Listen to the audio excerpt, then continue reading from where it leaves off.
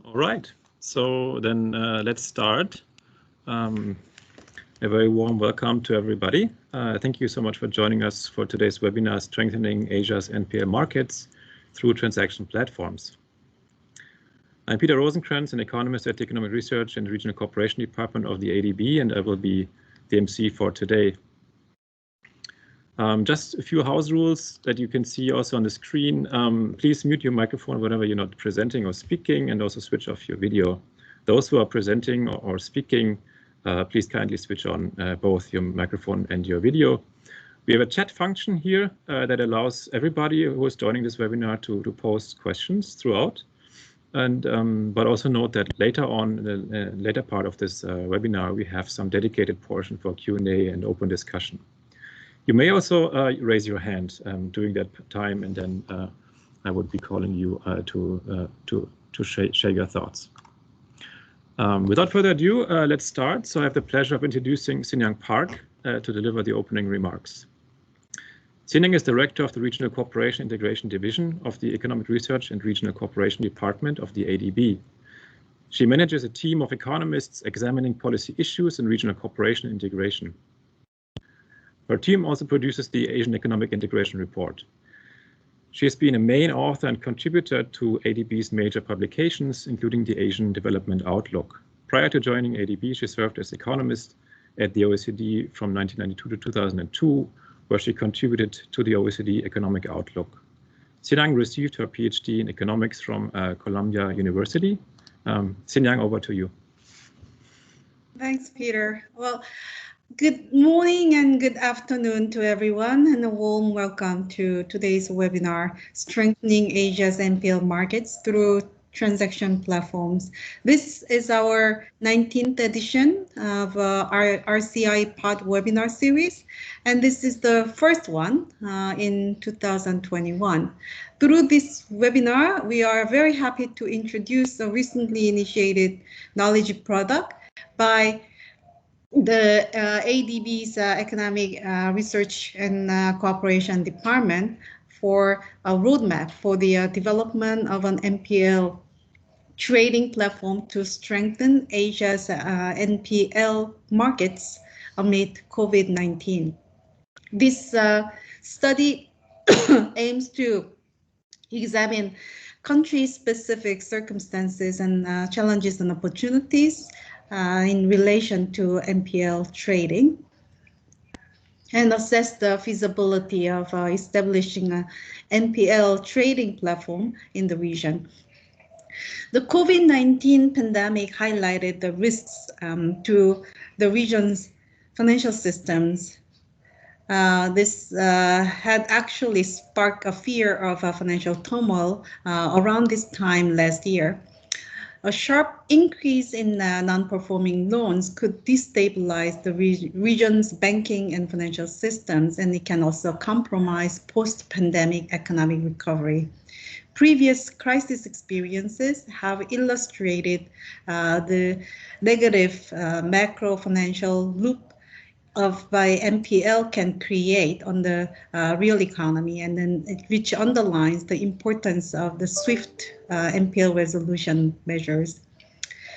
Developing the market for NPL trading can provide an effective resolution tools to reduce the non-performing loans in the banking systems. This can also help mobilize private capital to reduce distressed bank assets.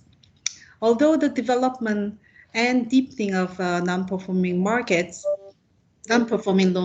was already on the policy agenda in the region prior to the COVID-19, the current pandemic underscores its relevance much more, and then this should really motivate us to develop more liquid and then functioning the non-performing loan markets to facilitate a swift resolution of banking sector's NPL. To this end, we would really like this study to understand the feasibility of each country's situation for an electronic non-performing loan trading platform. And this can help further develop the non-performing loan markets in the region by bringing together buyers, sellers, and the service providers, and also help streamline the overall transaction process. There are demand-side impediments due to information asymmetries, but this market can also help elevate this demand-side impediment through transparent and validated information about the credit quality of the non-performing loans provided electronically. Today's webinar will provide an overview of the study and discuss the first results. We are looking forward to hearing from all experts to share the experiences surrounding the existing non-performing loan transaction platforms in the region and also outside the region. We brought our partners in this research project, Deloitte, a few asset management companies from the region.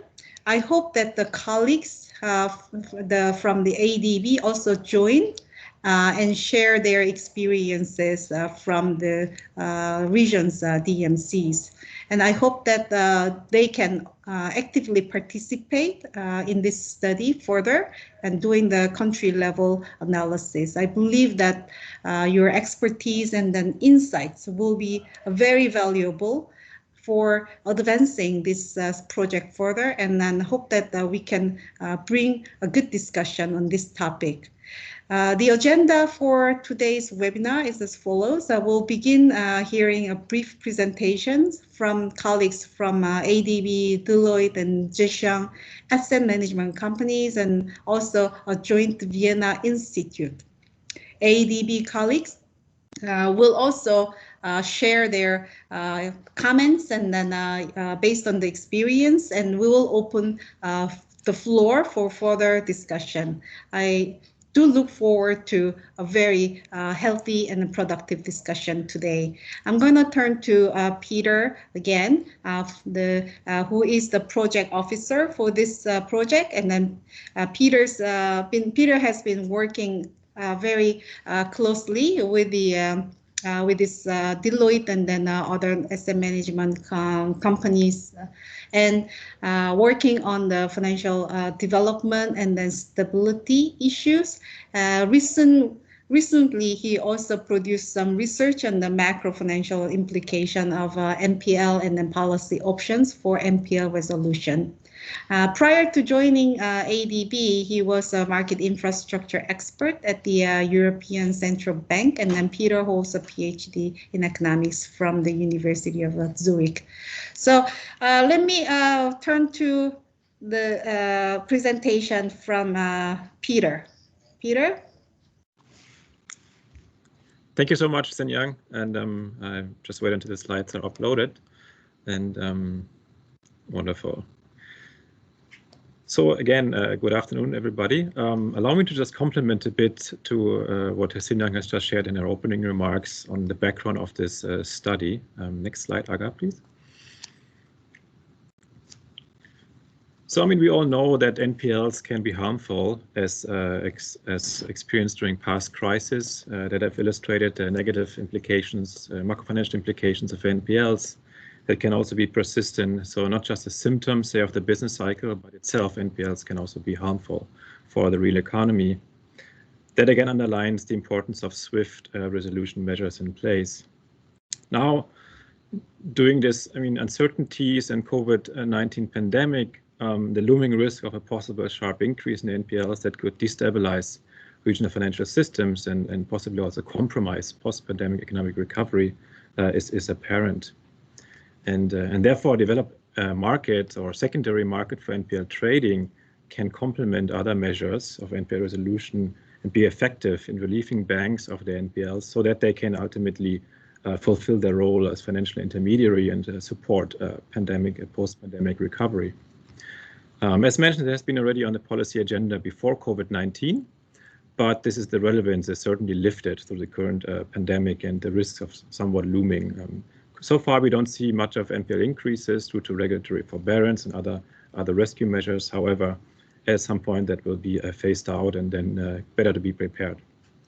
Against this backdrop, this knowledge project seeks to examine the feasibility of establishing an NPL transaction platform for the Asia and Pacific region. Next slide, please. So the objective is to really support a knowledge product that helps design NPL resolution strategies and strengthen mechanisms for developing of secondary NPL markets in Asian DMCs. And this study will assess country-specific circumstances of economies, opportunities, and challenges in the development of NPL markets, both at domestic level as well as international level. And also a roadmap for the building blocks of the consideration of an NPL trading platform will be discussed in detail. Yes, our external partners for this exciting study are Deloitte and also selected asset management companies. And next slide. Just the last slide as background, really to remind ourselves of the objective of today's webinar. It's really an information sharing webinar. So we are really happy to have so many colleagues and experts joining us today, including from ADB's regional departments. As mentioned in Sinang's remarks, I mean, this is really a relevant topic. And while this is now undertaken by the knowledge department, ultimately for ADB operations, there are it's possibly relevant with implications and possibly some inspiration for follow-up projects down the road. So we're really, really happy to share our study and findings and really listen and engage in fruitful discussions. So after this quick background, we have Deloitte presenting an overview and the first finding of the study, followed by Zhejiang Asset Management that will share some experience on the Chinese NPL trading platforms. That is really interesting and that's happening there already to some extent. Followed by Rainer Martin from the JVI, who will share a European perspective and also some policy initiatives and discussions on the consideration of establishing an NPL trading platform in the Euro area. And then we will have very happy to have lead discussions from our regional departments before opening up the floor for fruitful discussion. So I stop here and I have my great pleasure to introduce colleagues from Deloitte. All are from Portfolio Lead Advisory Services to discuss the study in more detail. We have three presenters from Deloitte. Alok Garotra is a partner and has over 18 years of experience in corporate finance advisory and investing, most recently specializing in the acquisition of loan portfolios. Before joining Deloitte, Alok was part of the portfolio investment team at Bank of America Merrill Lynch. In his capacity, Alok managed portfolios across Europe, including in Poland, Portugal, Romania, and Greece. Alok will be joined by Richard Bevin, the director, an experienced insolvency and restructuring professional with over 25 years experience. He is a resolution specialist focusing on independent valuations and contingency planning, among others. He has worked on multiple assignments from major UK financial institutions, as well as exercises to test the effectiveness of organizations' resolution plans. And last but not least, Lily Howe will join the presenters. She is a manager and has experience supporting major financial institutions in executing distressed portfolio transactions across Asia and Europe. Prior to Deloitte, she gained experience in credit risk management advisory, where she assisted in developing internal credit risk monitoring and early warning systems for banks and financial leasing companies in the PRC. Over to you, Deloitte, and I think Alok will start. So it's Richard here. Actually, I think I'll start. Can I just check that you can hear me? Yes, wonderful. Nice and clear. Oh, wonderful. So thank you very much, Peter and Sin-Young, for that introduction. The three of us are going to run through some slides the next sort of 15 minutes or so, looking at the background to the survey that, or the study that we've been working on with ADB, and it's been our great pleasure to work with them on this very interesting project. Alok, I'll sort of introduce, then hand over to Alok, who will look at the sort of prerequisites for NPL transaction platforms, before himself then handing over to Lily, who will talk about some of the functionalities and benefits of an online NPL platform and the key considerations. The slides that we'll show here, I think, will be available afterwards. That ADB will upload them on their website. So if we could go to the next slide, and the next slide, please. Thank you very much. So just in terms of the structure of the study, as Peter said, against the backdrop of increasing NPL levels as a result of the COVID pandemic, this knowledge project looks to examine the feasibility of establishing a transaction platform for the region as an additional tool for NPL resolution. And the work is essentially divided into three areas of focus, some of which we'll touch on today. We start with a regional overview in terms of the analysis of the NPL market in the region. In some cases, since the global financial crisis, NPL levels have come down. In others, it's still quite high, and it's widely expected that levels will increase as a result of the COVID pandemic.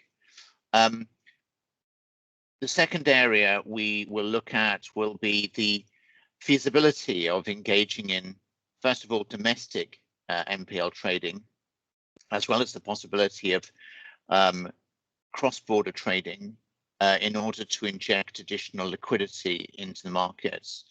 In other words, do the prerequisites for a secondary market actually exist? Issues such as the legal framework for NPL trading, court systems for enforcement, the ability of foreign investors to participate in the market, including things like ownership issues. And then we will look at some of the practical issues, I would say, around establishing NPL transaction platforms. What are the key challenges that need to be overcome? What are the questions that need to be asked in terms of the sort of functionalities that's been offered by these platforms? Issues such as data consistency and data quality will be fundamental to the smooth operation of such platforms. Data privacy is going to be another key focus potentially, and we look forward to discussing some of these with you later on. If we could perhaps move to the next slide, please. So here we set out, just by way of background, the overview as it is at the moment, or I should say as at the end of 2020. 775 billion in NPLs held by banking institutions, which is up from the 704 billion as at the end of 2019. And I'd say also to emphasize that this does not include distressed assets held by asset management companies and other non-deposit taking institutions. So real levels could be much higher. The other thing to, I think, just be wary of when trying to compare is that definitions of NPLs aren't necessarily fully uniform across the region at this moment in time.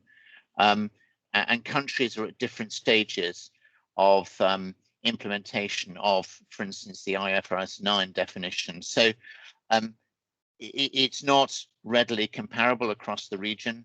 The levels could be understated.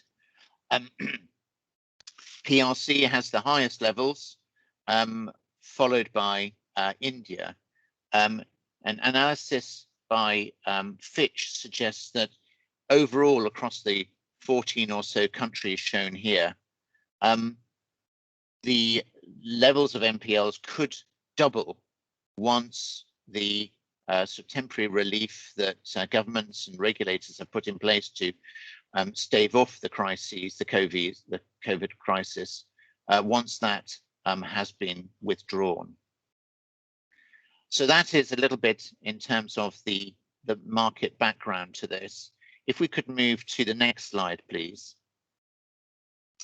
So in conjunction with ADB, we recently ran a survey of asset management companies in the region, the results of which we've summarized on the next few slides that we'll go through.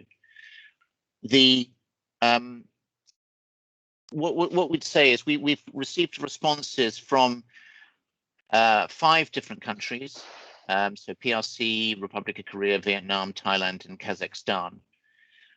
In terms of the overall backdrop, respondents from most countries are expecting NPL stocks to increase slightly from current levels and peak in 2021, except for respondents from Thailand, which forecast that NPLs levels would be more than 1.5 times their current levels by 2022.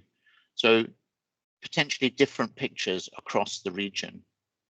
Increases are expected to come mostly in the corporate SME lending sector, especially tourism, as might be expected, commercial real estate, credit cards, unsecured personal loans, and unsecured business loans. Now, in terms of resolution mechanics, in some countries which have public AMCs, the banks would normally resolve the NPLs via either debt restructuring, legal enforcement, and transfer to public AMCs. Direct portfolio sales to investors are used as a rather, would I say, supplementary tool in certain countries, in particular in PRC and Vietnam, as indicated by the survey results, and less developed secondary markets in other countries.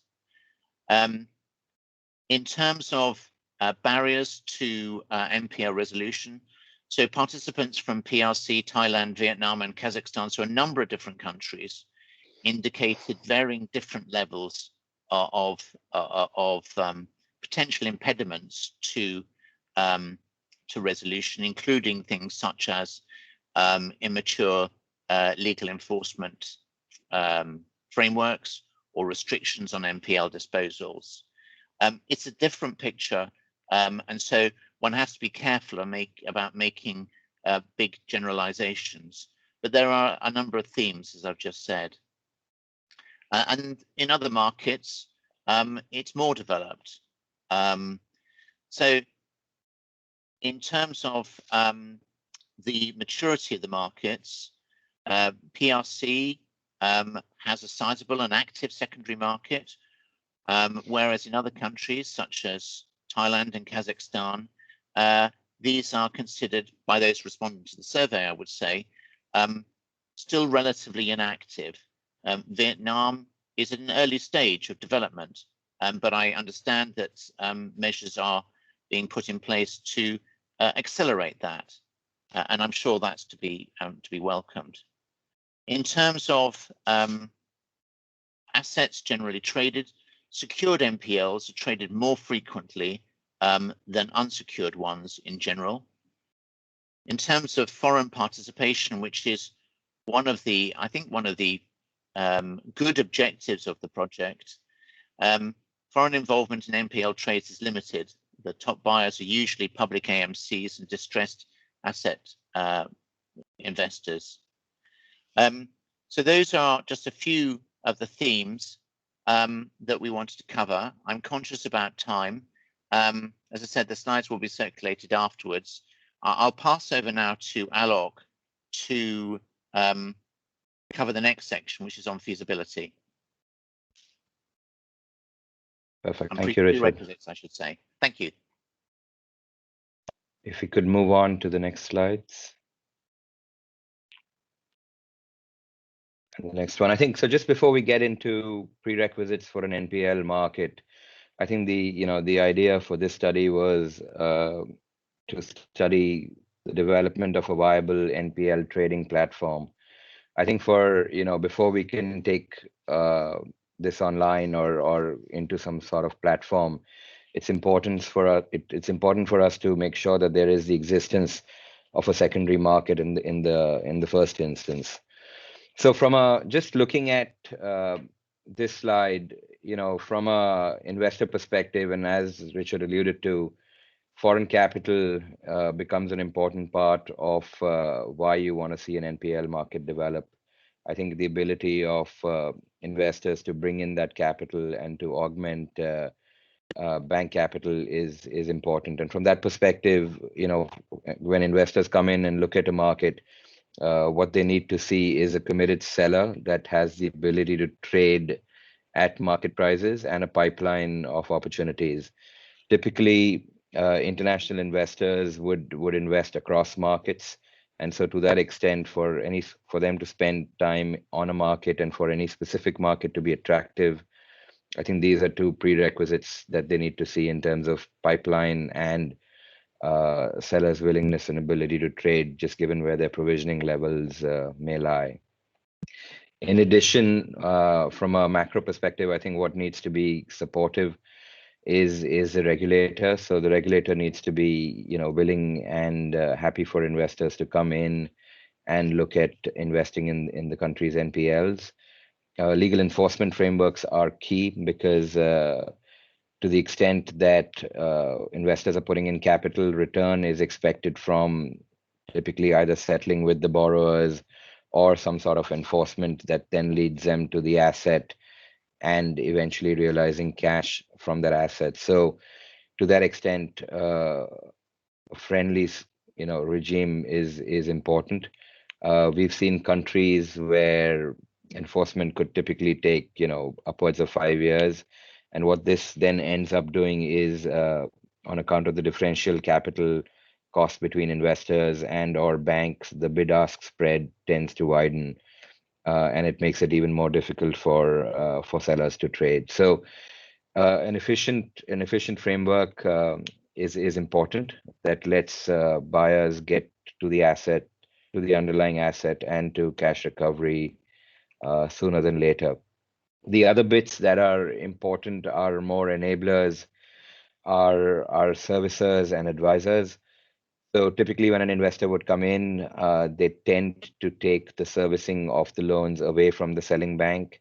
There are issues around moral hazard in certain instances, in instances where they can bring in more specialist knowledge and servicing capacity. So the servicing market generally tends to develop alongside the NPL market, and to the extent that servicers see an active NPL market and buyers coming in and trades start to happen, I think the servicing market tends to automatically develop.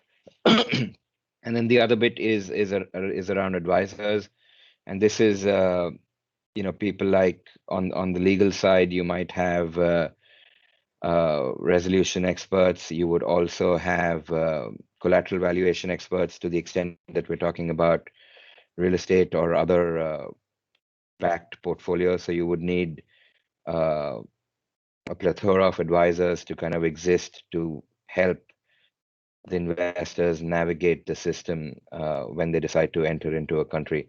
So I think these are, the 4 or 5 things that need to exist before we can start talking about a well-functioning secondary NPL market. And you need all of these to exist before we can then start to look at NPL trading platforms. I might hand over to Lily to look at some of the functionalities. Thanks, Alok. I guess now that we have looked at the prerequisites for countries that have already got or are looking to develop a well-functioning NPL market, what are the benefits that would an online trading platform bring? I guess we can start looking at this question by, see what functions can be offered by such platforms.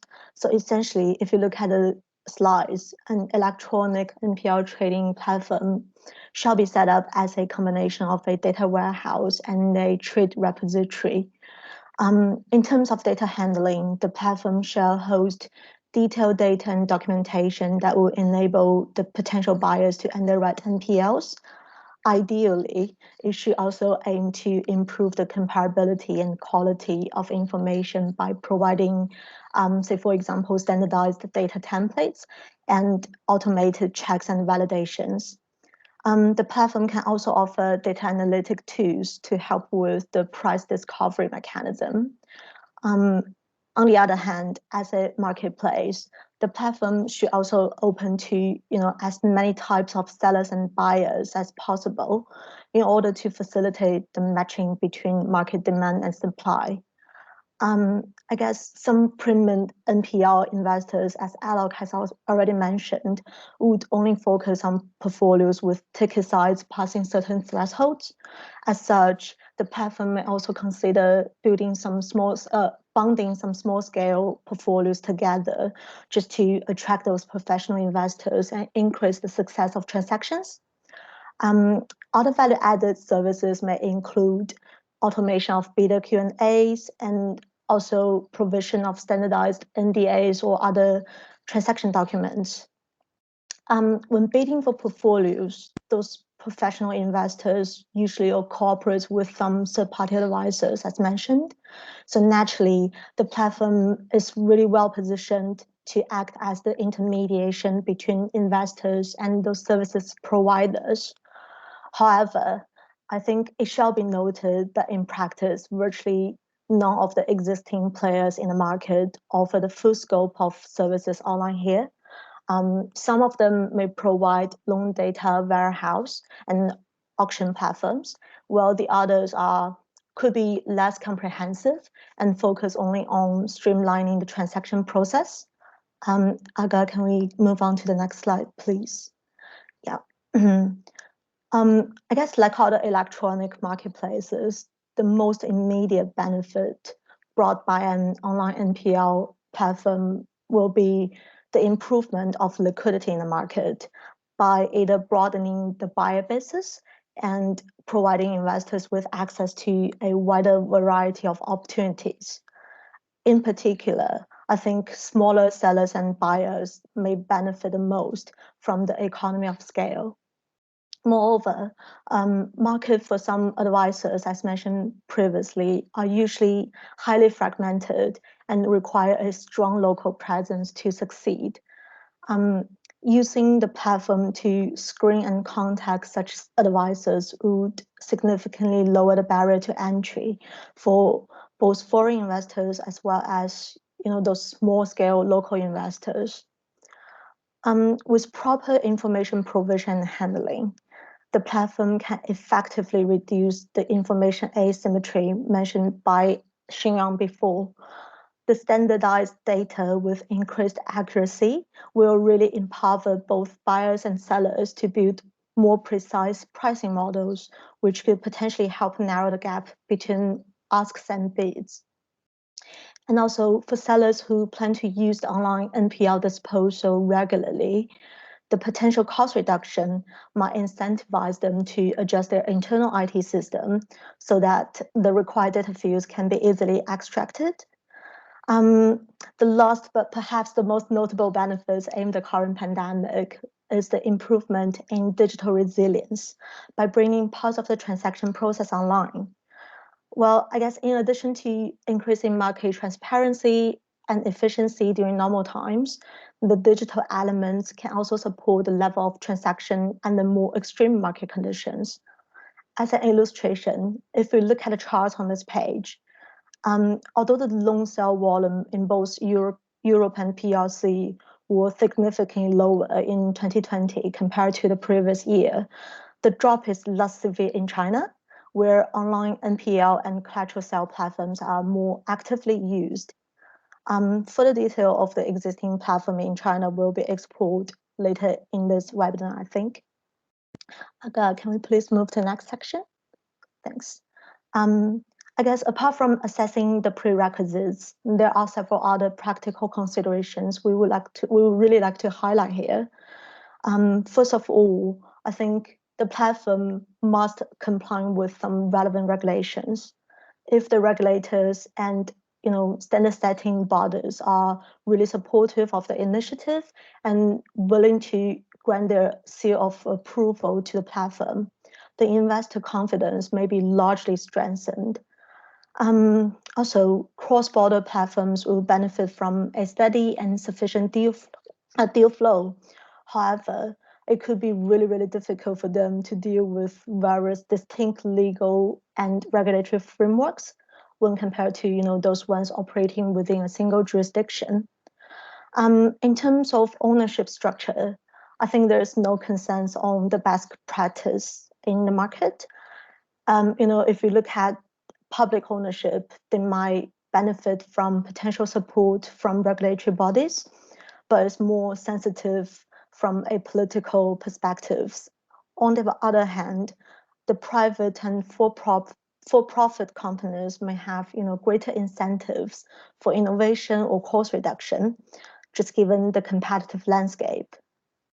In addition, public AMCs, who are obviously a really important type of players in the NPL market, may be limited by their mandates or by the regulators with respect to using or owning online transaction platforms. So as a data warehouse, I think the success of such a platform will highly rely on the quality and availability of digital data held by the sellers. I guess substantial times and efforts are really required to convert physical documents into digital information. The platform will also need to comply with relevant data privacy regulations and protocols in jurisdiction where they operate. For a multi-jurisdiction platform, special considerations, as you have already guessed, shall be really given to where data will be hosted, as well as the cross-border data transfer mechanism. Aga, next one, please. So, well, I guess to best boost the development of NPL markets, a trading platform shall be able to accommodate a broad range of asset classes. NPLs can loosely be classified according to their security status as well as the borrower type. Based on our past experience and also as confirmed by the survey results, the secure loans are more widely traded in the existing markets due to their well understood information requirements. Therefore, they can be really good candidates to be rolled out on the online platforms. On the other hand, I think retail loans extended to individuals and small business are usually really homogeneous with minimum customization involved in the process. Therefore, the loan documents are rather standardized, and bidders may only ask for a small sample of loan files during their due diligence. On the contrary, buyers of corporate loans or SME loans may require more information for borrowers or their credit histories just to support the underwriting practice. In addition, I guess in many countries, those corporate loans may have multiple lender issues, and therefore the transaction will require creditor coordination, which really add to the complexity. Again, I just want to emphasize that investors may favor different asset classes given their investment styles and expertise. For some strategic reasons, certain sellers and buyers, especially those in the European markets, may also look to trade non-core loans that are still performing as separate portfolios or together with the non-performing exposures. Considering the similar setup required, I think the platform may also extend the scope to include those performing loans as well. I think that's so much for the theoretical benefits and considerations. We'll hand it over to Mr. Li from Zhejiang AMC, who would walk us through China's experience with NPL transaction platforms.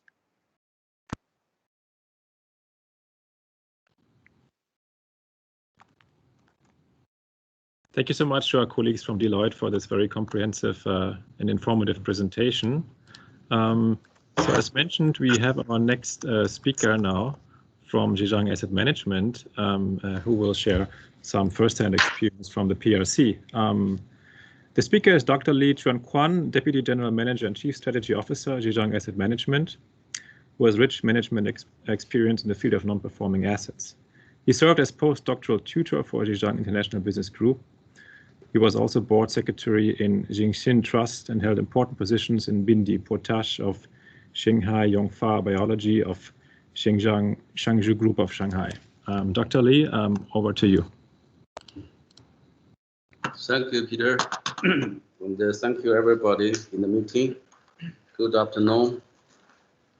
Just now, you see the people from Deloitte talked about the benefits and the prerequisites for the NPL platform, and really it's very interesting and learn a lot from their discussions.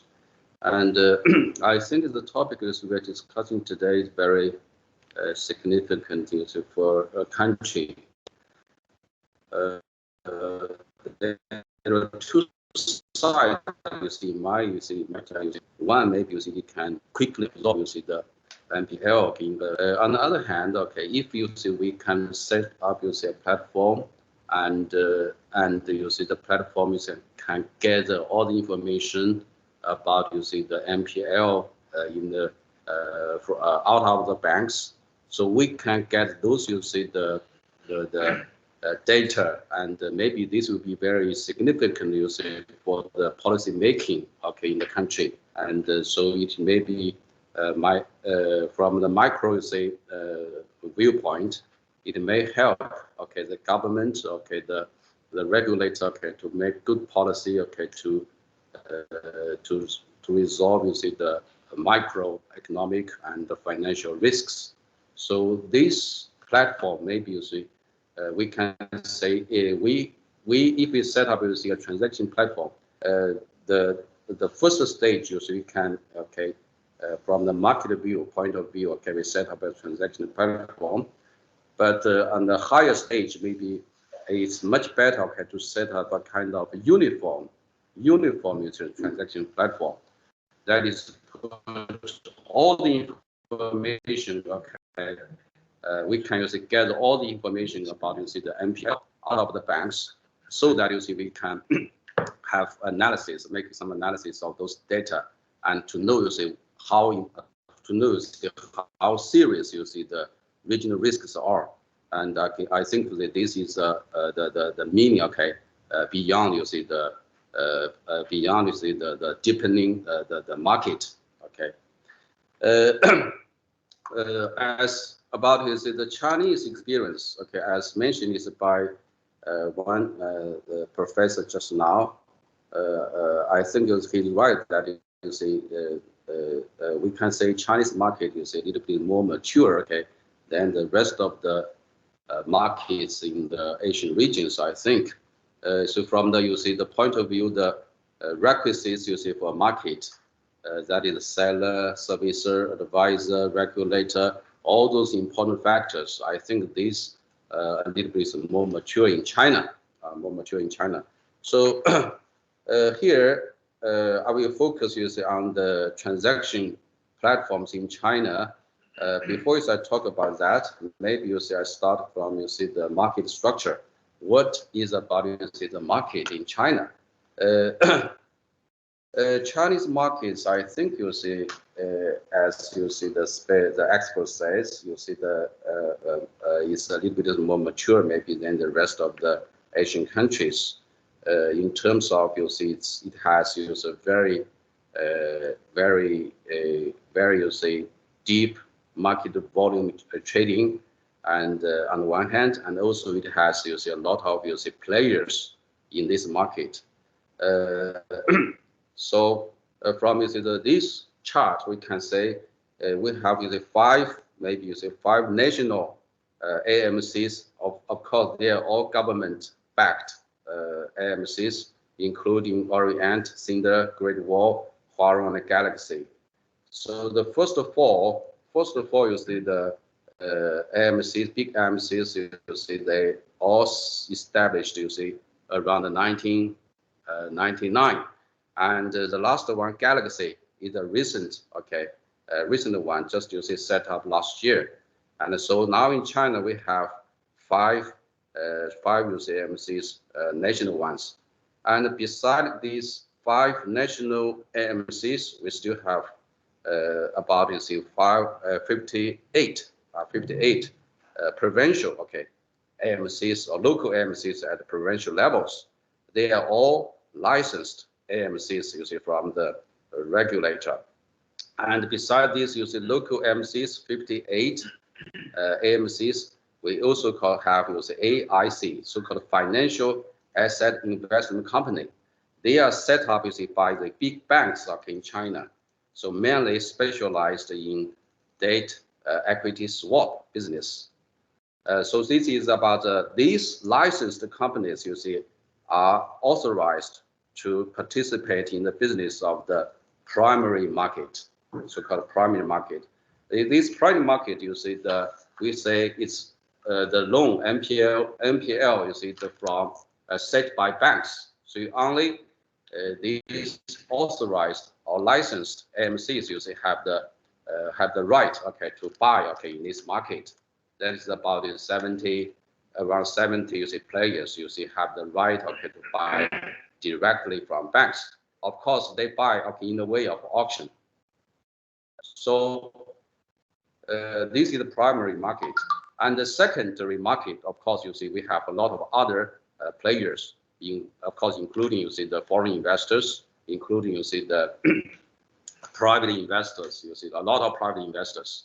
And in terms of the market trading volume, and there's a statistics, from the regulator, that for the past 3 years, that is starting from 2017 to starting from 2018, to 2020, the 3 years, the banks have resolved altogether from the in terms of primary market about 8.8 trillion RMB, 8.8 trillion RMB, and only 2020 last year the banks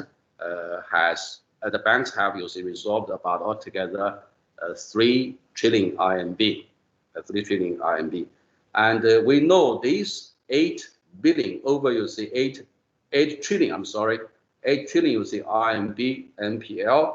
They are now, in fact, most of them are still in the secondary market, and they are trading in this secondary market and invested by those private investors and international investors, and as well as AMCs. And you can see, in China, we have 2 markets very clearly demarked, the 2 markets. But for the primary market, now we have major 3 important transaction platform. One is called the Banking Credit Assets Registration and Transfer Center, and this is of course set up by the People's Central Bank of China, and it's authorized of course by the Central Bank of China. And now we can they of course they trade the personal consumer NPLs and also non-batch, not package, just a single NPL loan, in such a market. And only of course those licensed AMCs can join, can buy in this BCARTC, Banking Credit Assets Registration Transfer Center. And for the Ali auction and the Jingdong auction, these 2 important, they are all listed company, of course. The 2 important is the e-commerce company in China. One is Ali, Ali, right? And now not only it has business in China as well as in foreign countries as well, and it's a very important player, active player, of course, in this private market. And for the secondary market, we also have some auction house and Ali auction and the JD auction, the Jingdong auction, etc. And so you can look at the next slide, types of trading platform. We have a more detailed explanation about these types of trading platforms. So mainly 3 types of NPL trading platforms. One is auction house, officially licensed online platform, and other online platforms. Auction house, of course, they can not only sell NPL, of course, they sell most of other commodities goods as well. And for these traditional auction house, now in China, sometimes also the NPL can be traded through this auction house, and usually offline, of course. And the second is officially licensed online platform, and this, of course, including you see just now BCARTC, the Banking Credit Assets Registration and Transfer Center, and also the Jingdong and Ali, they were also authorized, you see, to have to trade NPL in their markets. And other online platform include some private invested online platform, and including the so-called 360pay.com. Okay, maybe.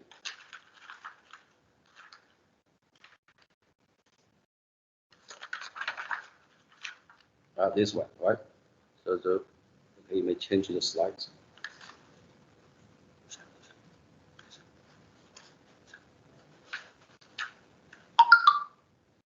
Yes, this is the private owned the trading platform now, and also very active in the market.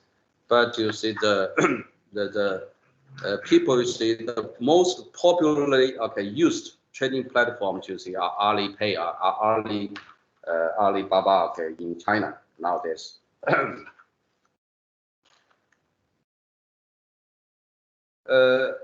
So this you see about is the trading platform you see in China, and now you see people are used to have online auction procedures, and usually see they have 6 steps. We may look at you see this slide, the online auction procedure. Yeah, the first, of course, the investor you see can read the call announcement online and also conduct due diligence. The third step, that will pay the deposit, if they have the interest, in the commodity, in the NPL. And the fourth step is place a bid, and the fifth step, win the bid. And last one, of course, that will pay and complete the settlement. All right, gentlemen, ladies and gentlemen, these are the simple explanations you see about Chinese trading platforms. And here is a short summary. And at present, there are many non-performing assets trading platform in China, but there's no uniform national NPL trading platform. And in fact, you'll see these trading platforms, their functions mainly, I think you'll see just you see for publicity and transparency of the information, and to find you see the price of the market, and so this is not you see a must for a transaction. People you see can trade their NPL date through negotiation. They needn't. There's no must you see for two traders to trade their NPL through trading platform. But for the government-backed AMCs, for the licensed AMCs, usually they will sell their NPLs, their debts, through this trading platform. Why? They just usually want, to show, the publicity, the transparency of information.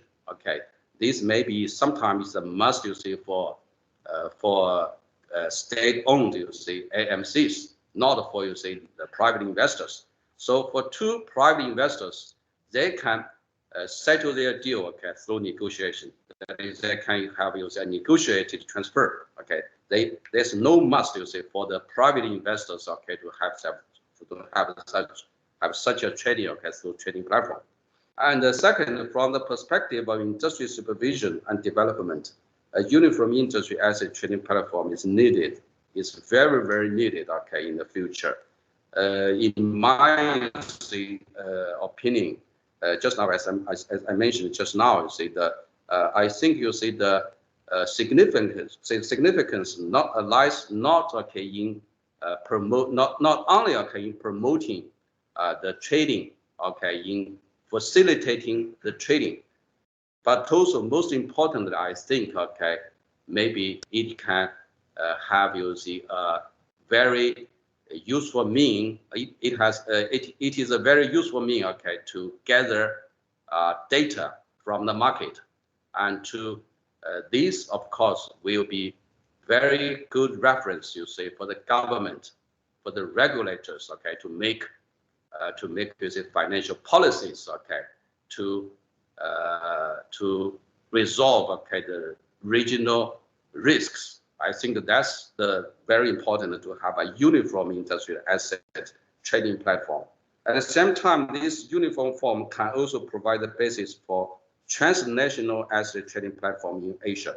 And this, of course, this is also very, very important. But as you see, the Deloitte specialist mentioned, there exists really a lot of barriers, especially the leading frameworks. The leading frameworks are different across the countries. So I think this really we still have a long way to go before we have a uniform platform for cross-border transactions. But this is important and also hopeful through the work by the ADB and all the people on this topic today. Peter, that's all what I want to say. Thank you very much, everybody. Well, thank you so very much for this very informative presentation. I think we learned a lot and gained a lot of insights from the PRC. And yeah, let's now move on to Europe. And I'm most happy to introduce our speaker for today on the European experience, Dr. Rainer Martin. He's lead economist at the Joint Vienna Institute, where he's providing and developing applied training courses for the public sector officials on a range of financial and macroeconomic topics. Until August 2018, he was deputy head of the European Central Bank's macroprudential policy division. Rainer has worked extensively on issues relating to NPL resolution in Europe, including the consideration of establishing NPL transaction platform to support NPL market development. Rainer, it's a pleasure to have you here. Over to you. Thank you very much, Peter, for the kind introduction. It's a great pleasure to be here, and it's a really interesting seminar. And I'll be very happy to share some of the European experience with trading platforms with you. Maybe just briefly to say, because you're probably not familiar with the Joint Vienna Institute, so we are a capacity development institute jointly owned by the International Monetary Fund and the Austrian government, but of course I'm speaking here on my personal behalf. So can we move to the next slide, please? Thank you very much. So I will be very brief on the first couple of slides, which are more to explain the background and the motivation why the idea of a European NPL platform was actually promoted. So in Europe, we do have a secondary NPL market, in particular in the larger member states of the Union, but it is not as active as one would like to see, or not as active as you would assume if you take, for example, the United States as a benchmark. And essentially, this boils down to three market failures. The first one is that the market for non-performing loans is quite intransparent. There is a severe shortage of high quality data on non-performing loans. That creates the problem that you have an oligopsonistic market, so a market where there are not enough buyers of non-performing loans. That drives down the prices, which makes it unattractive for the banks to sell. And the third market failure is that there is a lack of control. So even when there is a sale, it's often not ensured that the acquirer of a non-performing loan can have really exclusive rights to the debtors' assets. And all of these three market failures is something that a transaction platform can tackle. So can I have the next slide, please? So this is essentially, it's a very sort of convoluted slide, apologies for this, but it shows you how the main functions of a transaction platform can tackle these three market failures that I just alluded to. So the transaction cost and information problem, the bargaining problem, and the insufficient control problem. I can move to the next slide. I will be also brief here because the colleagues from Deloitte have already mentioned these four elements of a NPL transaction platform. So the way it was designed or thought of at the time is as a pyramid, where you have at the base of it, as the foundation of this pyramid, a data warehouse, and then you can selectively add functions to this. So a creditor coordination platform, a transaction platform, and also ancillary services. And there is no need, in our view at least, to start with a fully fledged platform. You can do this in a modular way, but ultimately for a fully fledged platform, this is what you would be covering. Just a small reminder here, of course, the European NPL transaction platform was never seen or considered as a silver bullet to solve the NPL problems that exist in the European Union. It was always seen, and I think it should also,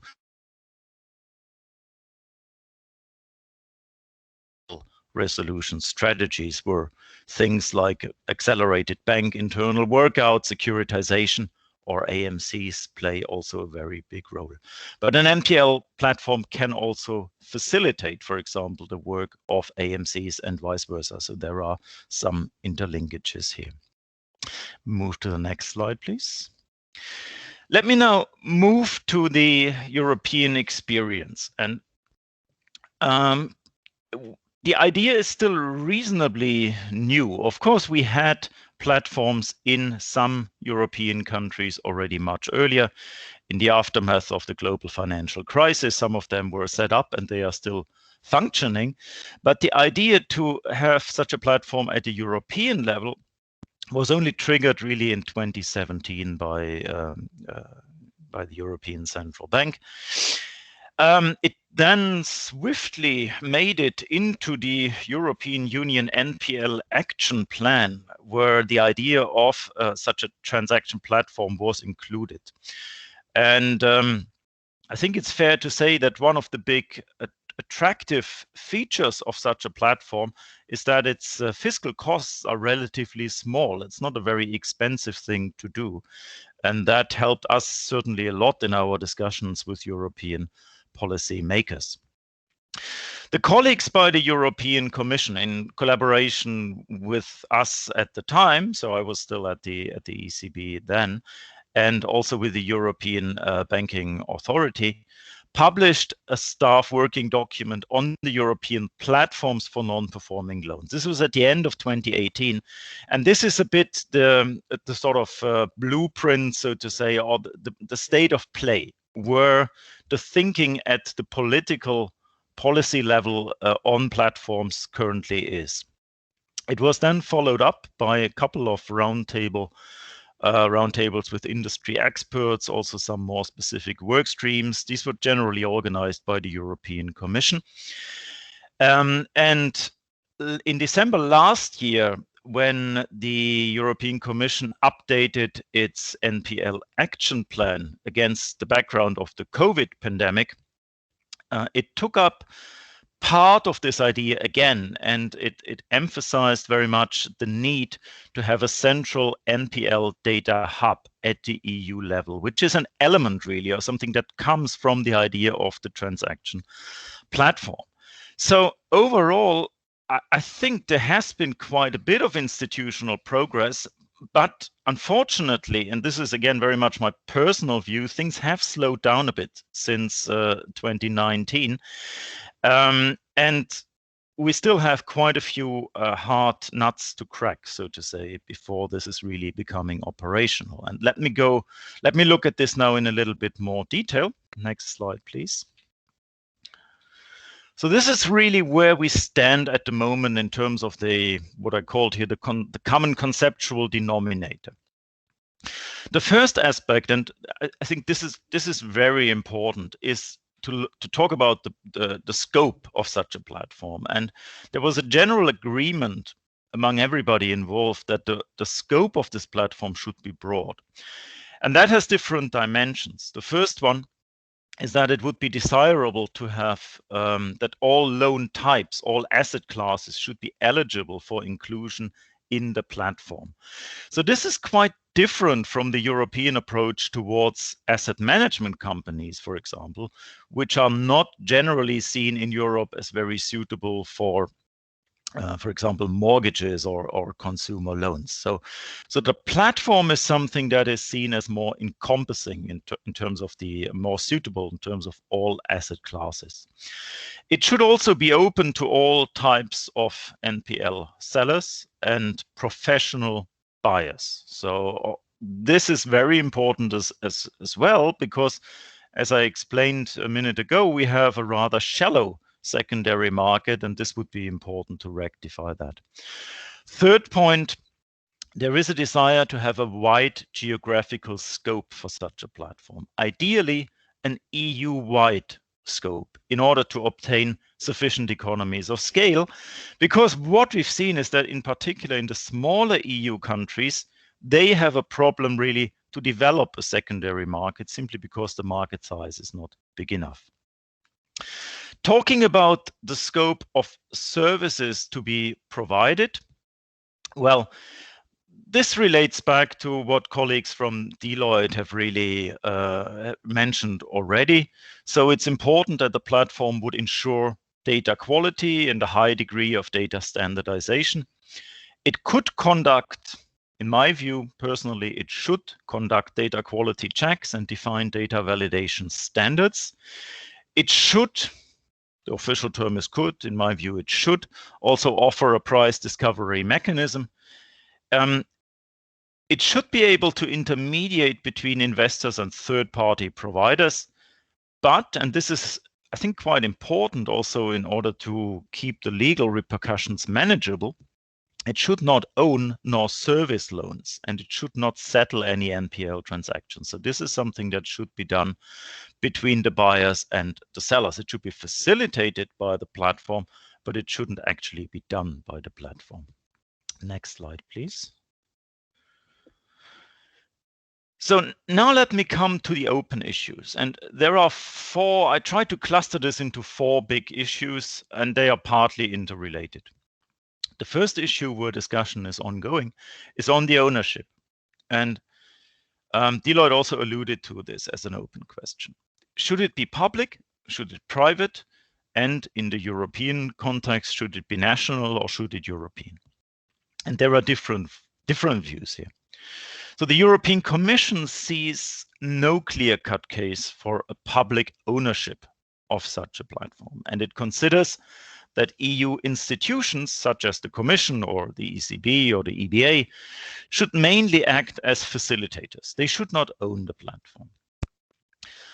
It also considers national public ownership as politically sensitive if the platform operates across country borders. And I tend to agree with that. I think that that is quite correct in my view.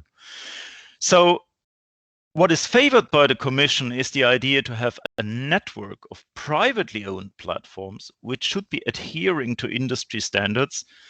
And these standards should be enforced by an industry body. So the regulatory model that is advocated here is self-regulations. The details, however, are still work in progress. So this is still something that needs to be determined. The second problem, and it's related to this really, is how to square the bottom-up approach that is advocated by the Commission with the desire to have a pan-European scope of the platform. So one option is, of course, that existing national platforms or newly created national platforms would operate and move into other jurisdictions, and so that this would develop gradually in a bottom-up approach into a European, into a few European platforms or a dominant European platform.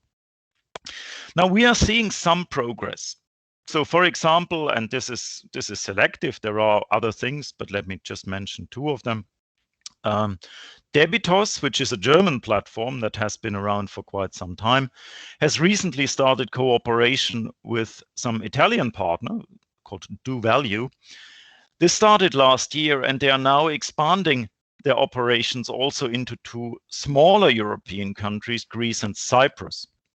And I think that is potentially quite valuable, because Greece and Cyprus would actually need a deepening of their market, and international operations could help here. But this is quite recent, and it's not yet functioning on a large scale. There has also been two creditor cooperation platforms set up recently in Portugal and in Greece, but they have a more limited scope. So they are only creditor coordination platforms for the big systemic banks in these countries. Apparently quite well functioning as such, but it's more limited than what was originally the idea. So the question here, in my view, is, are the NPL markets across Europe still so diverse that a stronger top-down approach is needed? And that is an open question, in my view. Next slide, please. The third issue, and this is probably the most important one at the moment, is about the data that is to be used for the platform. Now, the European Banking Authority published NPL data templates back in 2017, and I think this was also in the Deloitte slides. And you can say that they did a very, very thorough job. So there was a wide stakeholder involvement when the templates were designed. There are different mutations of these templates. There are screening templates versus the much more detailed transaction templates. A subset of the data fields are identified as critical, and they are compulsory, so to say. But nevertheless, these templates have not actually been used in practice. And the Commission has now mandated the European Banking Authority to review and to streamline them. The question is a bit, what went wrong here? And I think this is not quite so clear. So when we had some market discussions, we were often told, well, the templates are too complicated. They are too cumbersome to use. So maybe it's a design problem, could be. On the other hand, if you streamline it too much, it may no longer serve the purpose. So alternatively, maybe a stronger regulatory push could be needed to make sure that these templates are actually used. And this brings me to the last points. Are the incentives really sufficiently strong? I think at the beginning, when we started this process, there was a wide belief that banks should have an interest in well-functioning platforms that provide economies of scale and scope for the NPL market, and that ultimately help the banks to sell NPLs at an attractive price. But of course, the banks are facing costs. They are facing monetary costs, in particular when they need to improve or adjust their NPL data. They may also have to pay platform fees. They may have reputational risks with their clients, so they may see the risk that they jeopardize business relationships if they sell non-performing loans on the platform. And the benefits that it brings are theoretically and economically very clear, but commercially they still.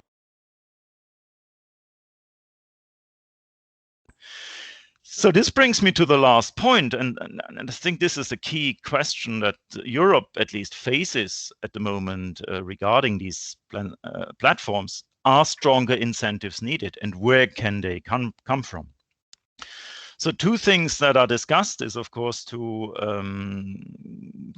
increase the regulatory costs, or to increase the regulatory benefits of not using the platform. So in other words, if banks are actively using it, the supervisor could follow a more benign approach towards, in their dealings with these banks regarding how the NPL stocks are treated. Another potential option are tax incentives that could be provided by the respective authorities. Now, these discussions are ongoing. They have not really been concluded so far, but I think they are very important because, in my view, the bottom line of the experience in Europe so far is that probably stronger incentives are needed in order to really kickstart the process and in order to achieve the critical mass that you need to achieve in order to make the platform really worthwhile. So thank you very much. That's all from my side, and happy to take any questions.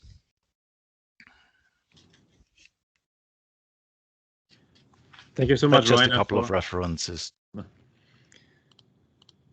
Thank you so much, Rainer, for this insightful presentation on the European experience and including the background of the policy insights and discussions you were directly involved in. Exciting. So this brings now the presentations to an end. I know we're running a bit behind of time, but it was, such a vast amount of interesting information that were presented. I think that's all appreciated by the audience, and if needed, we can take a few extra minutes afterwards. So now we move on to today's lead discussants from ADB's regional departments. Let me now introduce all together and then hand over to them to share their views. So we are very pleased to have Aziz Haydarov, a Senior Financial Sector Specialist in the Public Management, Financial Sector and Regional Cooperation Division of the East Asia Department. He joined ADB in 2009 as a young professional before holding positions of Country Economist, PPP Specialist, Infrastructure Economist, and also Senior Portfolio Management Specialist at ADB. For the Central and West Asia Department, we have Giacomo Gianetto, is Principal Financial Sector Specialist in the Public Management, Financial Sector and Trade Division in Central and West Asia Department. Before he was responsible for the coverage of the financial sectors of the PRC and Mongolia and for leading sovereign loan and assistance projects in both countries. His experience includes supporting the development of financial institutions in Europe, South America, the Middle East, and across Asia. We are also very happy to have Stephen Schuster, Principal Financial Sector Specialist, and again, the Public Management, Financial Sector and Trade Division, but this time in Southeast Asia Department. He began his career actually with the Federal Reserve System by resolving problem banks, and his international experience includes assignments with the US Treasury's Office of Technical Assistance and the IMF, and currently Mr. Schuster serves and manages a number of initiatives to support the development of domestic currency bond markets and also regional integration.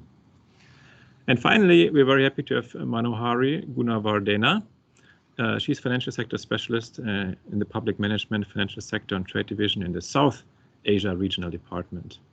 In her current capacity, she's responsible for project design, processing and implementation in Bhutan, Sri Lanka and India.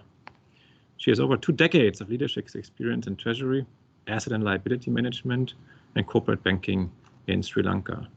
So as mentioned, very, very happy to have you here. And let's start with Aziz. All of you, feel free to take around 5 minutes to share your views and thoughts with the group. Thank you so much.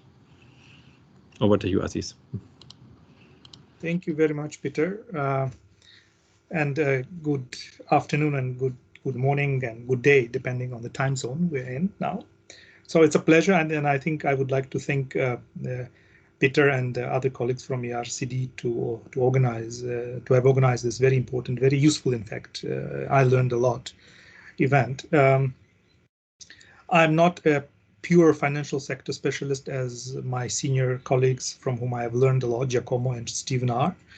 I'm macroeconomist, and that's why my feedback and my comments would be less of a pure financial sector type of in-depth comments, but overall as a macroeconomist, as a fiscal and financial sector economist perspective.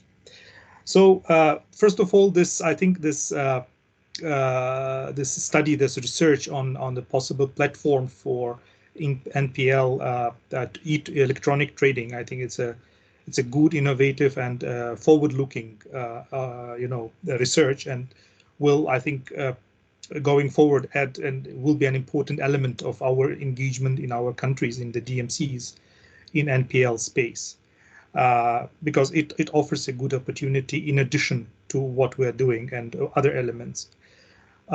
In particular, in Mongolia, and Giacomo knows Mongolian context very well. I inherited our support to Mongolia from Giacomo, and he will add, of course, much more details. And we have worked with Mongolian authorities. We have provided comprehensive policy-based as well as technical assistance support towards addressing their significant NPL problem, and that is currently still, unfortunately, still affecting the performance of the banking sector and its stability.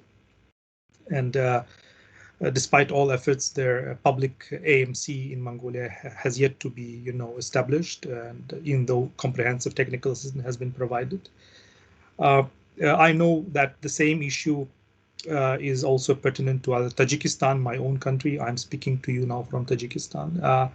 Their NPL market is non-existent here, and NPL shares are very high, as well as to Azerbaijan, the country I worked in for 3 years, also the same story. And Mongolia and Azerbaijan are two countries where they have certain structural features. Azerbaijan is oil dependent, and Mongolia is mining sector dependent, coal, copper, nickel dependent, and they all those vulnerabilities of the on the macroeconomic side, of course, from time to time trigger the NPL accumulation in the system, and currently, unfortunately, there is no mechanism through which this toxic assets can be extracted from the banks, so that the banks can increase and resume their normal way of lending, including to SMEs. And of course, COVID has aggravated all those issues. So this whole discussion is very useful, and I think very important, and will add a new element to our in operational engagement in the countries. I just wanted to highlight several, just to note several comments, I think, from my side that are very important takeaways from me, and also maybe ask 2 questions from their colleagues. One is, I think, I just wanted to note that an important element, I think, was said by colleagues, by Deloitte colleagues in their very good presentation, is that this platform, and I wrote this down, is an additional tool for NPL resolution. And of course, and I think even in their presentation, it was very clearly said that it should not be perceived, or at least the impression should not be given that it's some sort of a silver bullet to address the NPL issue.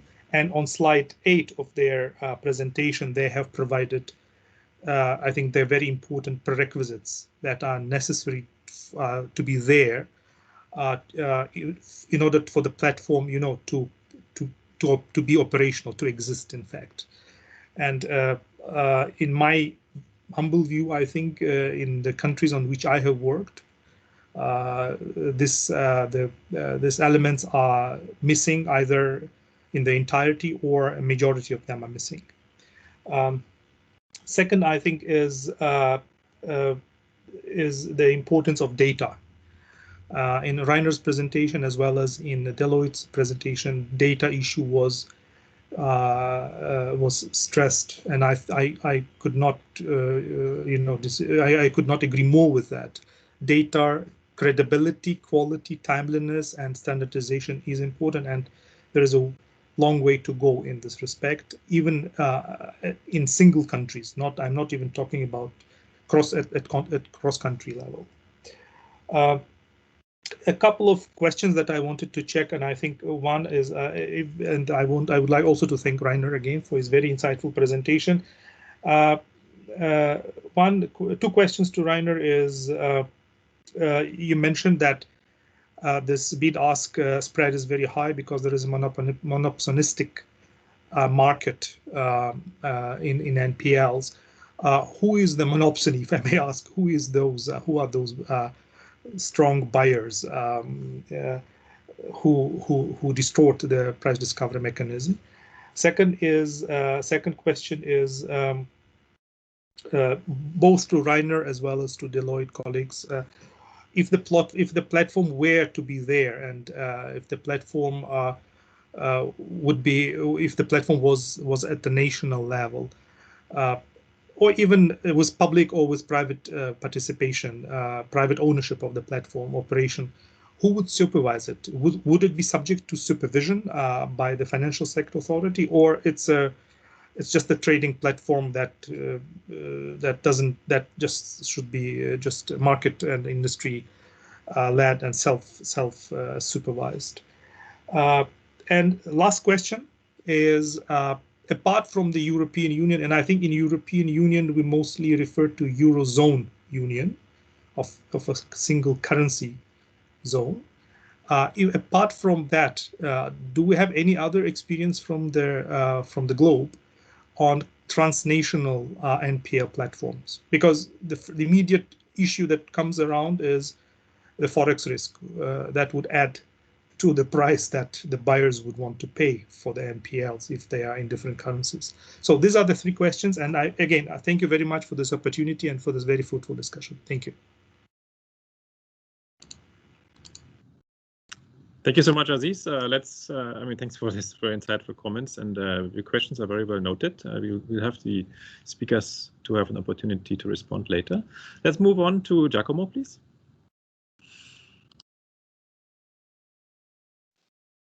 Hello. I think the topic is in the continuation of the series that we talk about on this NPL resolution and different elements. So clearly very important, and we need to keep this moving on. So I have some comments. We at least in my view, we really have an encroaching and developing kind of crisis across many of our countries in the banking systems. And I think this is the case because you can see as, perhaps NPLs aren't in all cases so high at this moment, but, in some cases, yes. But clearly, these kind of temporary measures for COVID are kind of masking, the real underlying, problem. So I see that this is something clearly developing. This has to really be offset against a bit of kind of this, if I call cyclical impact or upturn in some local economies. So you can have the, since a lot of them are also based on some types of commodities, across our countries, you can have these kind of cyclicality that things could look better, but underlying NPLs, they just float around and come back later.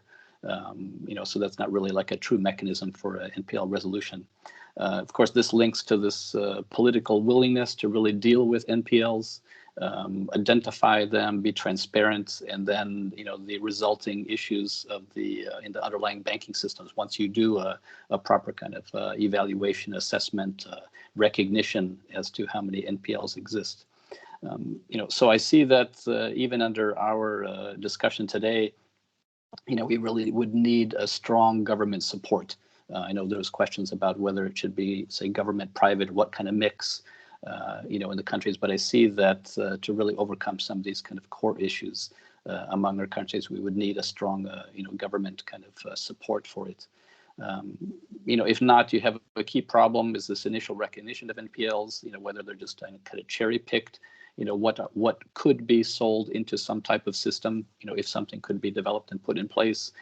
Just certain NPLs, maybe the worst of the worst. Others are kind of kept in other, on balance sheet to try and work out, and hopefully something can be resolved.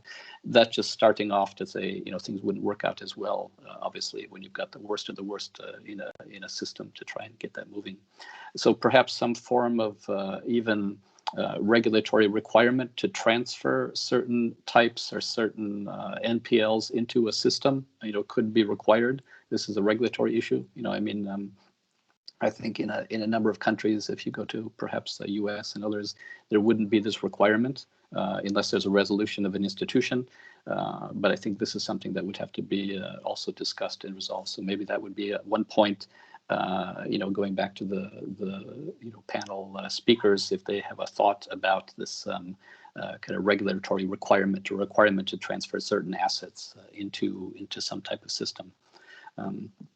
I also want to consider or just bring up the fact that what I see is across many of our DMCs, a number of them, they really often look at is that the capital, let's say, to rehabilitate a banking system or buy out NPLs or strengthen to restore the banking systems will come from some type of foreign sources, and always looking to kind of foreign sources. And I exclude, really, let's say, the PRC in this, because they've got a well-functioning domestic market on that. But and I think there's the issue there is you have that this all links. If there's not credibility to the regulatory system, the identification of NPLs, the solvency, the transparency of data, and all this all links together. So and even those kind of core kind of banking stability issues will impact some type of a system that could possibly be set up.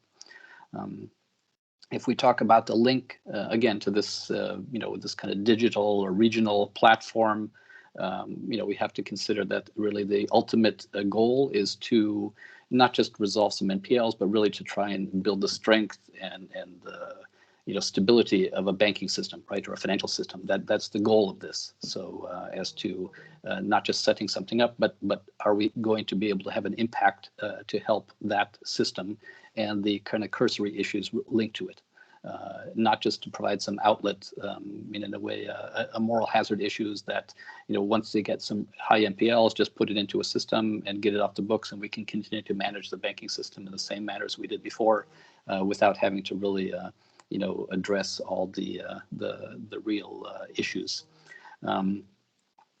So and you need this in order to then really have the banking system focus on what it should be doing. It's really just this financial intermediation. I brought up here a bit of this kind of topic of this moral hazard, and that would certainly remain or be one issue, even if we have some type of a system like this set up. Yet I know that some countries that we deal with or are ADB member countries have dealt with this, successfully. And I can bring this up is obviously Korea, and through CAMCO, which I know are attending today as some of the observers. That would be another question, just kind of to the panel group, as to what might be some way to address that mechanism, that issue of moral hazard. Through this. Finally, I would like to kind of just leave some comments as to, we have a good discussion. It's certainly something to pursue forward and think about. And I think that of a number of the issues, I think ADB can really step up and take more of a role, maybe even moving towards trying to develop some type of a pilot. So put the words, all of discussion analysis into some maybe assistance or some kind of program to run a pilot. We can do that based on some more narrow sector of where loans might be a problem, and narrowing down, an initial, core group, maybe 2-3 countries where we feel there's most homogeneity across the different issues, from data, from legal, regulatory, and try to build from there. We can learn from it and try to help build something. ADB is the normal institution that even within our countries where we have blockages, let's say, in trying to set up some frameworks for anything, let's say financial system, where we step in place and take some of this risk initially, because then as that underlying framework or mechanism develops, ADB can withdraw. And I think this is a perfect example where we could do that, even across countries, where we step in to kind of take some of this risk, perhaps, covering some of the issues of potential loss if there's data issues or collateral issues or this and that, whatever. And then once things get developed further, we could step off. So just those kind of 2 questions, and that's my comments for today. Thank you. Thanks so much, Giacomo, for these insightful reflections, comments, and proposals. Let's move on to Southeast Asia, and over to you, Stephen.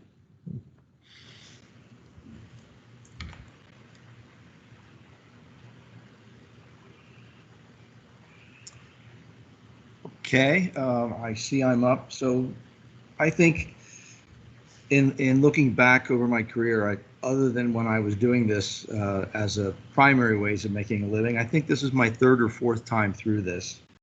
And one of the things I want to start out with is to look at the idea of a debt trading platform itself and express support for it. Unfortunately, in this kind of endeavor, practice makes perfect. And while I heard one of the earlier speakers mention that some of the things that they're trying to do, we wouldn't have issues with this in the US. And unfortunately, that's because we've had to address it so many times. And I think, when our colleagues from China tell us that they have a more developed market, that's really what they mean. They have to do this. And I think doing it all the time, even if it ebbs and flows, and if you have a lot in some points in time and a little in some points of time, it makes a lot of sense to develop an expertise in this and to develop an infrastructure, because it does take an infrastructure. So with that, after giving my support to the general idea, I really want to step back a bit and talk about the prerequisites. Basically, I think there's a need for more demand is the primary issue we're looking at. And when you hear the speakers talk about the online trading platform, that's really what they're trying to facilitate, to get more buyers involved. Because more buyers, the fewer buyers you have, the smaller amount of money you get for the NPLs, if in fact you get any at all. And why is demand important, or what do we need to consider when we're thinking about demand? Please consider that side of the equation, the buyers, they're motivated by profit margin, period. I mean, they're not doing this for the good of the country. They're not doing this for the good of the bank. They're doing this to make money themselves. And what we have to do is set up a system wherein that can happen. So first of all, I think it's important that we go into this realizing that these assets are not going to be worth what really anybody thinks they are. There are a number of, I think in the presentations we saw earlier, if we went through there, we would see some graphs on this, and there are some graphs in some of the supporting papers that were handed out to us in the lead up to this podcast. It's not that unusual to see markdowns of 50, 60, 70%. And why is this? It's really a reflection of the conditions on the ground in the jurisdiction. So what are some of the things we have to look at? First of all, bankruptcy. Bankruptcy cannot be a long, involved process that gives an overweighted hand to the creditor. If that happens, you're simply going to have less buyers, and they're going to be willing to pay less money. You also have to have a minimum of ownership restrictions. One of the problems I see in Southeast Asia is many of the countries limit ownership of both companies and land. I won't pick out any countries by name, but it's not unusual to see foreign ownership limited to 49% or less of a company. So if I'm coming into a situation where I'm asked to look at problem assets and buy some, the first thing I want to be able to see is, can I get data is important. Can I get a handle on what the situation is? B, how long is it going to take me to get control of this asset? And once I get control of this asset, am I going to have a free hand to realize the value that I think is in the asset? So, and looking at that you have to look at two angles when you think about this. There's always a temptation on the part of the banker that if given enough time, this will recover. And I think after seeing the United States go through this 4 or 5 times, one lesson we have learned is that it's better off just to take care of this more quickly. Do not wait. The longer you wait, the more expensive it's going to be. There's 2 problems here. First, the bank itself, as Giacomo mentioned, you get these kind of zombie loans that sit on the balance sheet. When economic conditions improve, the loan may start to repay a bit, but as soon as you get another deterioration, you have the same NPL over again. It's really best just to recognize the situation in totality, get the bad assets out of the bank, and then, if necessary, bring in a recapitalization plan under a sovereign plan. Second, these companies are better off really managed by the private sector. You want to bring in people that know what they're doing, that know how to do turnarounds, and this is part of the ecosystem we've been hearing about. You want to be able to turn these companies around so that they don't end up as zombie companies that underprice the market just because They need the cash, or basically, if it's a bank, underprice the market in lending just because they need, or overprice the market in deposits just because they need to stay open. From a management perspective, some things to think about here, again from the basics. We've heard a number of discussions about who could own, say, a debt trading platform. But when you look at an AMC, there's some things to think about here. Governments really don't make good asset managers, at least on the ground. Governments have to be reelected. Governments have allies within the industry. Governments can be made to pay for decisions. It's really best on the ground and an asset by asset horizon to look at professional management. Again, the ecosystem. Who can you bring in here? Who knows these industries? Who's well placed across what people pay? Who can do restructuring? You know, who can bring these companies back from the brink the fastest? And I think what I'll do is I'll stop there and I'll let the next participant come in, and then let's see if we have any questions that come up. But again, go back to the basics. The debt trading platform will only work to the extent you have the basics on the ground in place. And that is, again, can these participants make money? They have a profit expectation. How accurately can they gauge how much profit can they make, and how quickly can they get to it? How much of a free hand are you giving them? Are you going to allow them to turn these assets around, or are they going to be stuck with an NPL because local law or local customs or whatever don't allow them to make the changes that need to be made? And again, the management. Make sure you get competent management in place, and make sure that the competent management knows how to deal. Let's say it's an AMC and they're dealing with people who are buying problem assets. Let's make sure they know how to make deals and not be taken advantage of by stronger market players. And also manage the conflicts of interest. Governments have inherent conflicts of interest when they're dealing, especially with large companies in small countries. Better to try to move that away from that government nexus where the conflicts of interest are very difficult to manage. And I'll stop there. Thank you. Thank you so much, Stephen, also for sharing your long experience and and some really insightful thoughts. Thank you so much. Just a quick reminder, as we are a bit, running behind schedule. I'll now call on the last discussant, but you, the audience, you can already raise your hand or even type in questions in the chat function already now. There will be probably only one round for comments and then one round for responses from the speakers, so be prepared. So I'll now most pleased to hand over to last lead discussant, and who will share Manohari on South Asian views and experience. Thank you. Thank you, Peter. I think I have the luxury of leveraging on 3 previous discussants' points of views as well. I really enjoyed the presentation. As a banking practitioner, a portfolio manager at ADB, and dealing in operations in the South Asia department, I must say that this topic is coming at definitely the right time. In addition to what my fellow discussants commented, I have these observations. I have been a lender, and while I was in my banking career, and at ADB, I have been managing portfolios where ADB has lent to banks. And it is quite funny how banks manage their NPLs across different countries, different geographies, different jurisdictions. But there are common underlying themes. One thing that I thought would be good to mention here is NPL platforms is definitely a kind of a concept and a development that all ADB's member countries should be looking at, provided there are some fundamental ingredients in place in these countries, which I will come to in a bit. But more importantly, it is good to also understand what causes NPLs. So is it the pandemic? Is it the underlying operating environment? Or do we have really robust systems in our member countries? One of the things that keeps on repeating, and one of the things that repeatedly comes up in our analysis is the underwriting skills.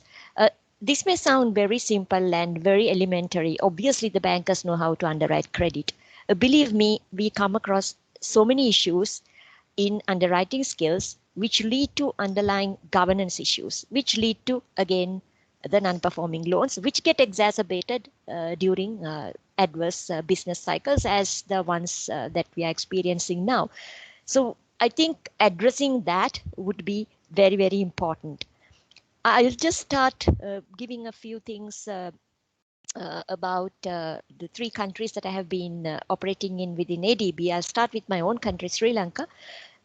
Historically, this country has been having a banking system with low loan loss reserve ratios. I don't want to be technical, but I think it really means that not enough of profits are set aside as reserves to cover the potential losses which will arise from NPLs.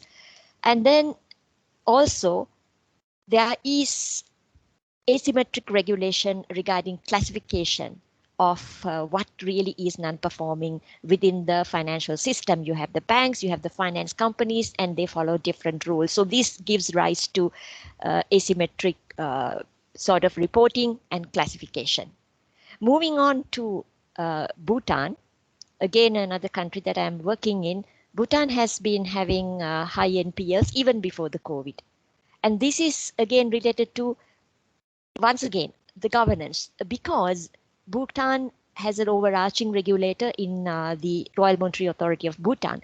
Now, with a small population and a very small banking system, that in itself is not a bad thing. But if you look at the capacity and the skills available within RMA to supervise effectively across all these institutions they are regulating, there's a question mark. Since the capital markets are not developed that much, you find that insurance companies, institutions which are not banks, which are actually having access to long-term funding, giving loans, being in the credit business. And the rest is kind of history because they get into all kinds of NPL situations. So how do you resolve these things? In India, of course, I think COVID is just adding like sort of the icing on the cake, if I may use that phrase, for some kind of NPL situation which has been brewing for 2 to 3 years now, starting with the IL&FS crisis. But in terms of NPL platforms as a solution, I want to make a few comments on the presentation. The ownership, I think even the previous discussion mentioned this, like who will be owning this? It'll be very interesting. Definitely, I don't think the government should own that. In a market like Sri Lanka, where you have maybe 10, 20 big corporates, and when any of these companies get into non-performing status, chances are that 10 or 12 banks who have lent to these companies will all face the same problem. So who will really buy these assets? Where is the oxygen coming from for the system? Definitely a supply will be there, but where is the demand coming from? That will be one question. And then some of these member countries do not have sophisticated credit guarantee mechanisms, credit guarantee institutions. In the ecosystem where NPL platforms exist, what is the role played by these credit guarantee institutions? Is there a risk of moral hazard in this? That's my second observation. Then quality of data. I think quality of data leaves much to be desired. A lot of reporting happens in all our member countries. Some are integrated with the systems of banks and central banks, but most often than not, data is not of comprehensive quality. So how do you really make decisions? How do you make your valuations? Where is the transparent availability of information for markets to have a demand on NPLs? These are some of the observations that I had. I'm conscious, Peter, of the time, and I would like to stop here and maybe give a chance to the presenters to address some of our questions, as well as open the floor to questions. Thank you. Thank you so much, Manohari, for your wonderful and insightful discussion. I think, yeah, again, apologies that we run a bit over time. Now it's 10 to 5, so let's really make it closer than 10 minutes. But now is the time for the audience. If you would like to also further comment or ask questions to the presenters or share your views on the topic itself. You can do that by raising your hand, for instance, and then I would give you the floor. Meanwhile, while maybe people are raising hands, let me summarize a few common themes here. I mean, the discussants in particular, have acknowledged that this issue is very timely and relevant, and the relevance is lifted through COVID. And it's important to have, the overall objective in mind, particularly the sustainable safeguarding of banking sector stability. So not just having a platform as such, but more importantly, really to contribute towards banking sector stability in a sustainable way. And as a sort of caveats or challenges, often mentioned the lack of capacity or the need for really expert capacity on the ground, and also the need for swift NPL resolution. So not taking too much time as they arise. So these are a few common themes. In terms of some questions, they were surrounding around, the ownership structure was often mentioned already, mentioned in the first presentations. But then this question is really a tricky question on that platform. So what would be ownership structure? And also in view of possible, conflicts of interest or moral hazard issues, how to deal with data and data issues, and would there be, for instance, Peter, we only have 10 minutes. I think it's the best that actually ask Deloitte and then the presenters to respond. There's also a question from the floor. There's this question is about if we are sharing an example of a real functioning online platform in the Asia Pacific. In fact, there was a Chinese the company, the AMC, which actually runs this online trading. So I would hope that the Chinese, the presenters can respond to this. So perhaps we can actually ask Deloitte to respond to the questions raised by the discussant. Maybe Richard, you want to start? Yes. Thanks very much. Happy to, and thank you for to the discussants for the many interesting observations and comments. So yeah, there were a number of questions which were raised. And I may not get all of them. And indeed, it may be better that some of the other presenters, Dr. Lee and Rainer, perhaps be prepared to jump in as well. I think the first question that I observed or I noted down was, talking about monopsonistic purchasers. Who are they? I think the issue is around the ability to absorb potentially significant sort of transaction costs, that being a potential barrier to entry. We see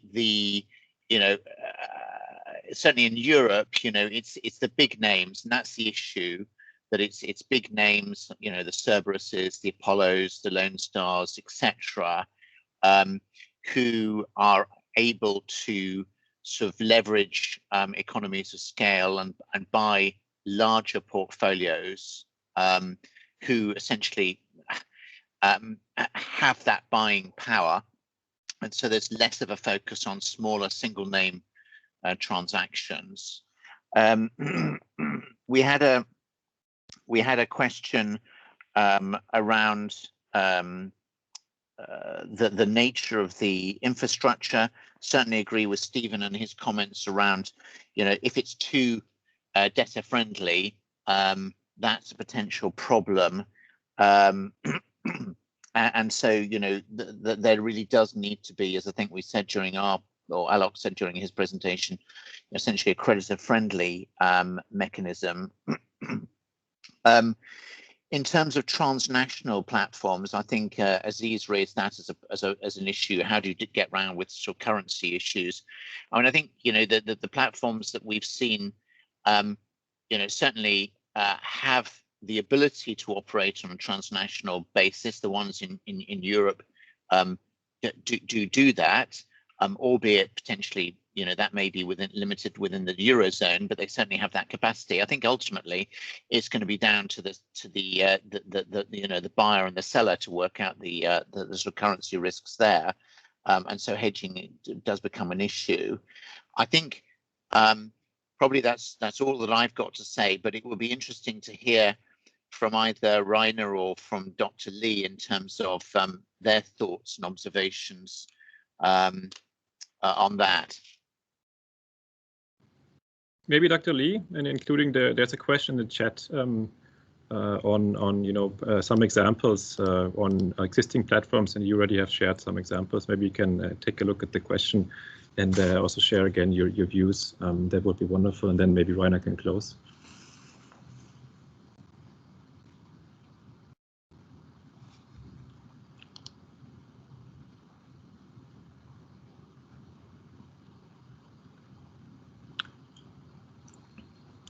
Dr. Lee, if not, Rainer, why don't you go ahead and take a few responses, make a few responses to some questions first? Yeah, sure. Thank you. Thanks a lot for all the comments and questions. Really very, very interesting. I would agree with pretty much everything that has been said, to be honest. I think it's important to keep in mind that a platform will never be able to substitute for the right legal and regulatory framework. So it's quite the opposite. It needs that to work, I think. And I think that came out also very clearly from all the presentations. A little bit more specifically, I think Stephen, you mentioned that governments don't make good managers for for assets, distressed assets. Fully agree, but I think there could be a role here for the government to provide a critical infrastructure. And I think this is really what we would have in mind, rather than having the governments running here the workout itself. Yes, I also agree that investors need to make money for this, otherwise they will not invest. But I think at least in Europe at the moment, the returns they make are very high indeed. And I think if we manage to move away from this oligopsonistic market, and if we manage with the platform to reduce the entry barriers, this can be somewhat reduced, while still, of course, making it attractive from the side of investors. And it's quite the opposite, actually. We want to have more investors in the market, not less. Then Aziz, you had a question on who supervises the platform. Well, it should be lightly regulated, as light as possible, I think. Definitely not like a banking regulation, because it wouldn't take deposits, it wouldn't even own the assets. But of course, things like consumer protection, they do play a role here. So I think one needs to look in more detail at the specific national situation or national situations. But the guiding approach here should be to keep it as light as possible. And yeah, and I think that's it from my side. So thanks very much. And as I said, I agree with most of the statements that were made. Thank you. Thanks, Rainer. Just checking whether Zhejiang Asset Management would like to share some final thoughts on the existing NPL trading platforms in China.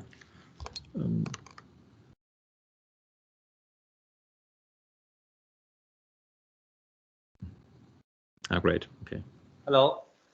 Hi. Sorry, Dr. Lee has some the Zhejiang AMC. That's I answer the questions. The PPT. Okay.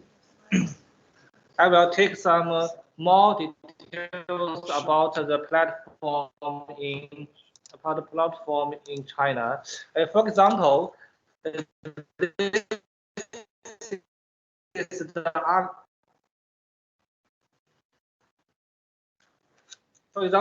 is the biggest trading platform in China, and now there are 3,000 courts on this platform, from the province court to the city court.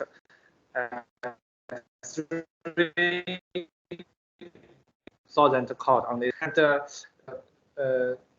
bank and AMC is more than 300.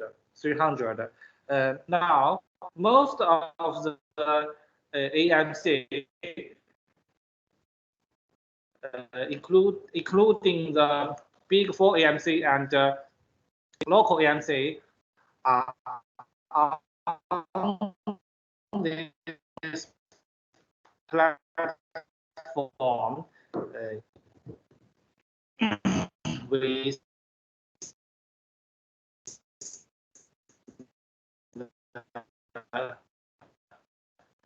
and next.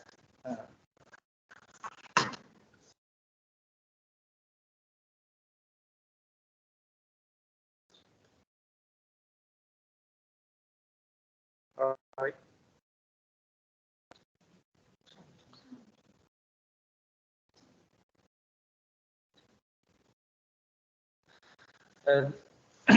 Another example is the Jingdong auction. The Jingdong is another big company in China. Like the Ali auction, Jingdong auction is a very big trading platform. Now, the Jingdong auction has the same merchandise like the Ali auction, and the Zhejiang EMC will deal with the NPL on the Jingdong auction next. The Ali auction and the Jingdong auction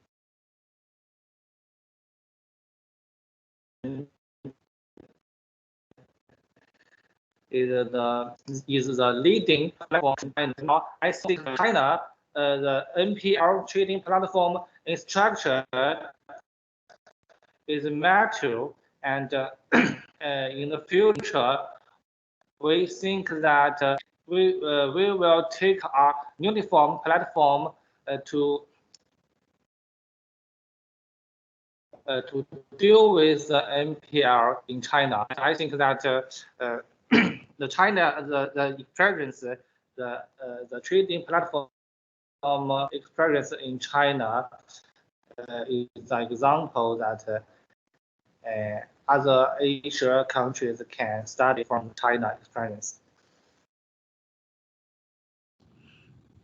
Thank you so very much to our colleagues from Zhejiang Asset Management for some more elaboration on existing platforms.